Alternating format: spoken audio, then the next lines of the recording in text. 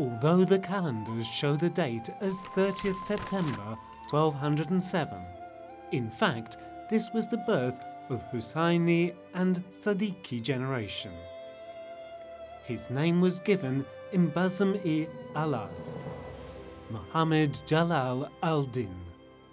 Is it possible that an offence can be the main reason of an invasion that terrorized the entire Anatolia and beyond? Migration is the way to an immortality that started in 1210 with Attar in Nishabur, with Surawardi in Baghdad, then reached Holy Kaaba, the house of the All-Truth and the symbol of the heart. The last station of Sheikh al-Akbar, Damascus. Sheikh al-Akbar's previous dwelling place, Malatya and Erzincan, and finally in Karaman, where he left a part of his soul. This immortality transformed Jalal al-Din into MEVLANA on the peaks of perfectness. It grew and emerged through a long journey to Konya, which is a great civilization itself. It came into existence by stones and earth in the hands of its builder, and in which this sacred dream attained truth.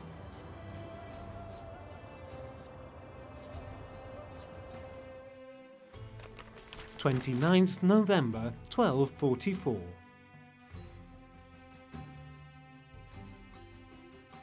At the age of 38, Jalal al-Din's name became associated with his knowledge.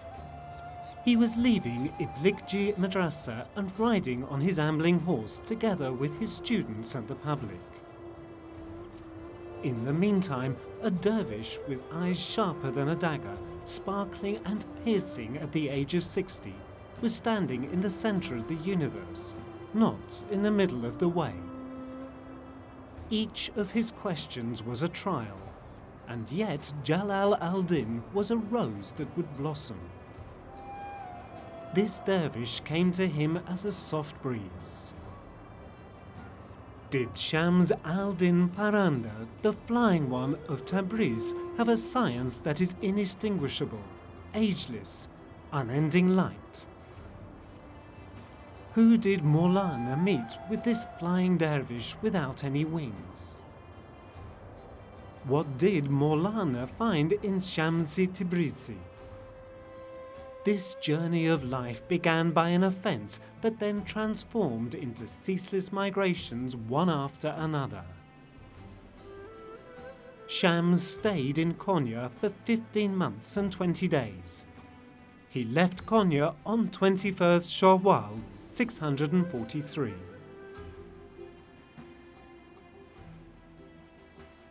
February 1246. O the light of my heart, come hither. O the purpose of my efforts and desires, come hither. You know my life is in your hands. Never make this sweet life difficult. Never let your servants go into trouble.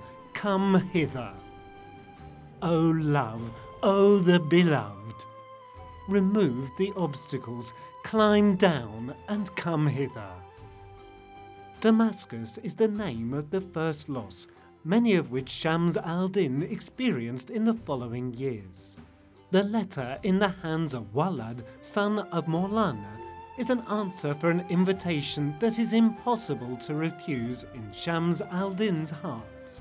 It is not possible to react against MEVLANA, who lives according to the morality of Muhammad. 5th December 1247. This departure is unlike the previous one. This disappearance is one at the end of which there is no appearance. O the beloved of my heart, pity on me, you left us in many a trouble and longing. I know you did not want to leave us, you bemoaned and complained, but that was in vain. You obeyed the decree that is relentless and knows no mercy, and you left unexpectedly. You ran everywhere, you sought means to stay with us. but you could not find any and left in despair.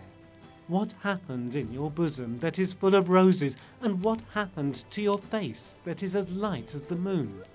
How did you go underground in an unpleasing state? What has happened to those humorous words and speeches? What has happened to that intellect which is familiar with divine mysteries? What has happened to those feet wandered in the rose gardens of Meram district? What did you think and set off for a long and ruined way? The sky burst into tears as you left crying. The moon also tore its face. My heart was flooded in blood. What shall I ask? Tell me, were you awake when you left? What a fire! What a longing! You left as a guest without informing. Where did you leave? There is no trace of you.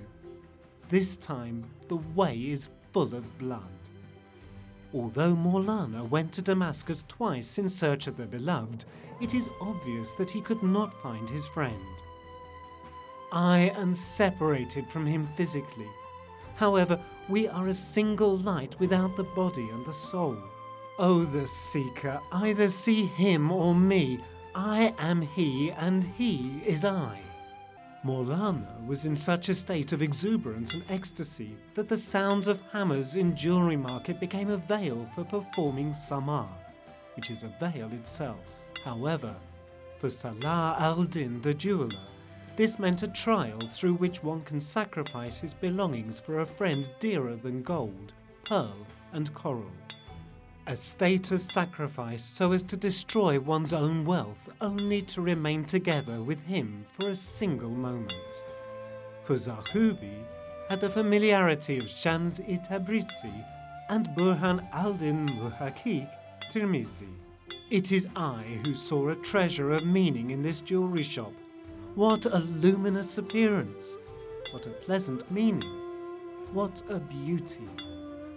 Salah al-Din Zarqub Qurani became the confidant and successor of MEVLANA Jalal al-Din after Muhammad Shams al-Din Paranda of Tabriz until his illness and death in 1259. Chalabi Hussam al-Din, son of Ahi, the light of truth, the polish of the soul, the life of the heart who absorbed milk out of the breast of truth. Hussam al-Din, whom MEVLANA plunged into exuberance after the conversions with him, whom MEVLANA scattered meanings and mentioned pieces from the science of truth.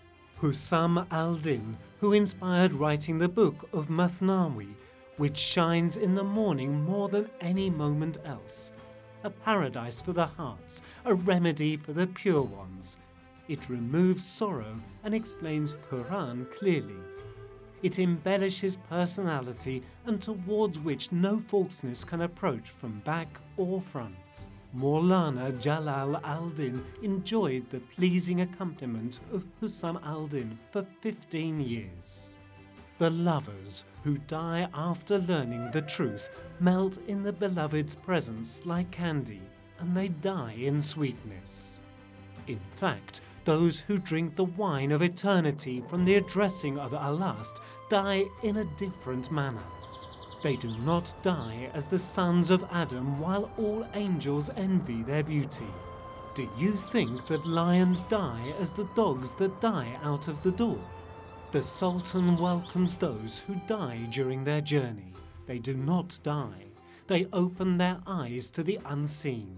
Those who do not love die in blindness and deafness.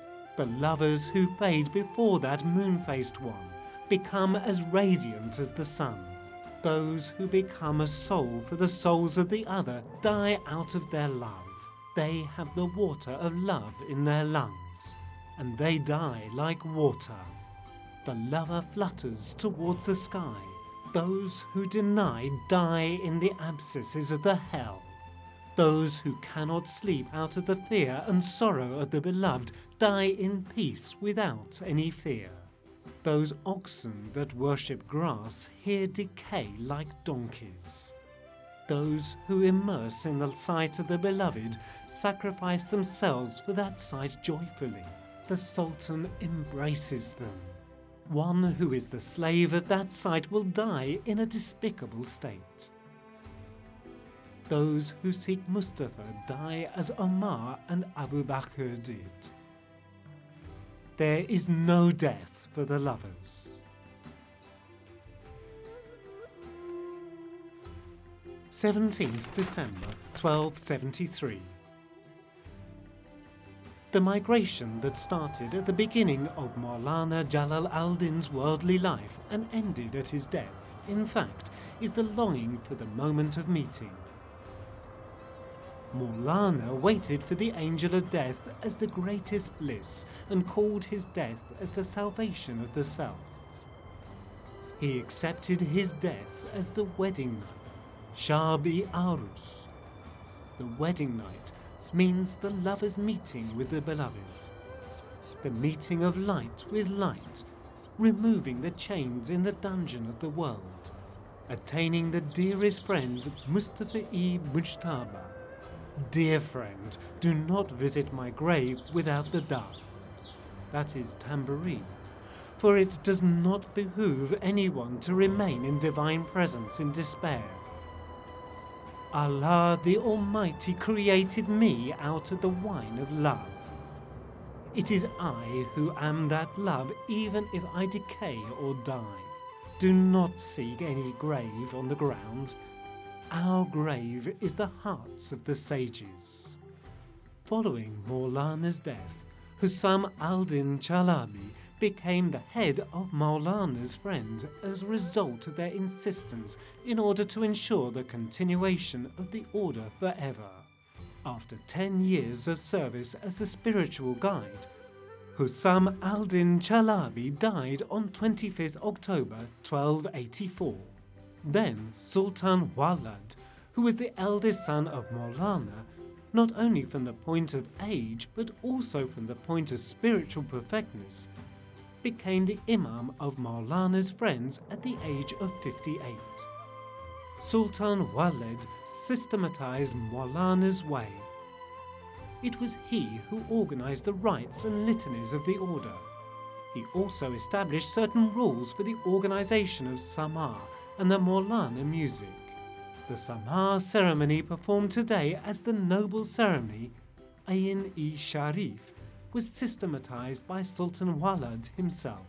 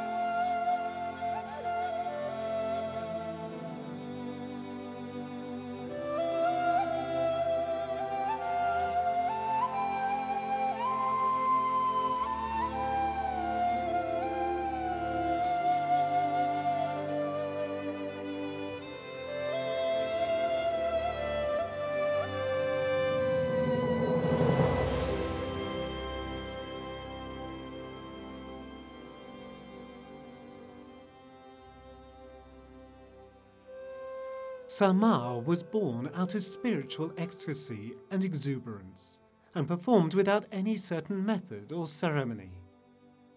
But then it was systematized in a certain manner, and Maulani Makabala-i-Sharif, the noble ceremony, emerged as a result. Maulana's son, Sultan Walad, and his grandson Ulu Arif Chalabi also performed Samar out of love, affection and ecstasy without any determined forms. Although there existed some acts similar to Samar that were performed before Maulana, the previous forms were totally forgotten, and Samar became associated with Maulawi order from all aspects.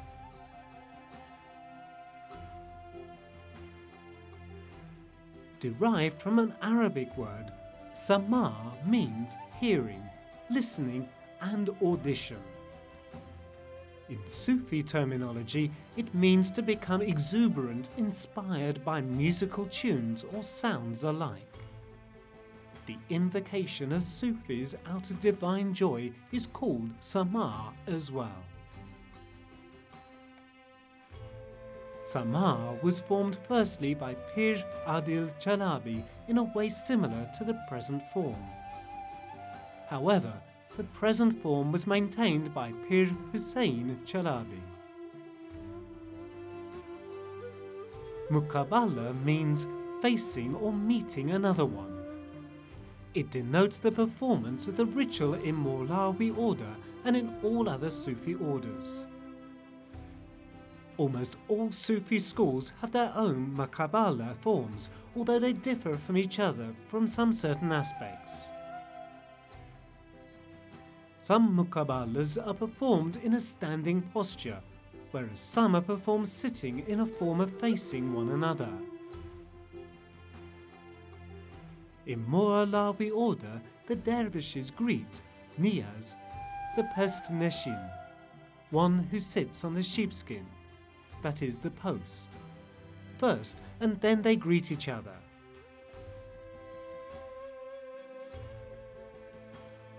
The place where Mawlawi Muqabala